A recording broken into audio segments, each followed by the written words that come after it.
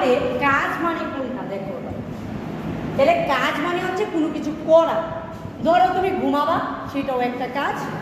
ধরো তুমি পড়বা, সেটাও একটা কাজ। তুমি যদি কারোর সাথে কথা বলো, সেটাও কি কাজ।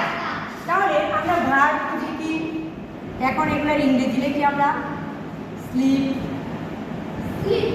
হ্যাঁ, ধরো রিড পড়া, রাইট, হ্যাঁ সে। তারপরে আব্দুল্লাহ, তুমি আরেকটা বলো। হ্যাঁ সি,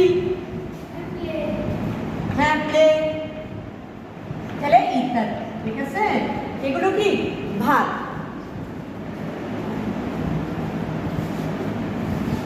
তাহলে আমরা এটা কি সবাই বুঝতে পারছো ভার্বটা কি? এই ভার্বগুলো যদি আমরা সঠিকভাবে লিখি একটা বাক্যে, সেটাকেই আমরা বলি রাইট ফর্ম অফ ভার্ব। আমরা তাহলে কিভাবে বাক্যে সঠিকভাবে লিখব?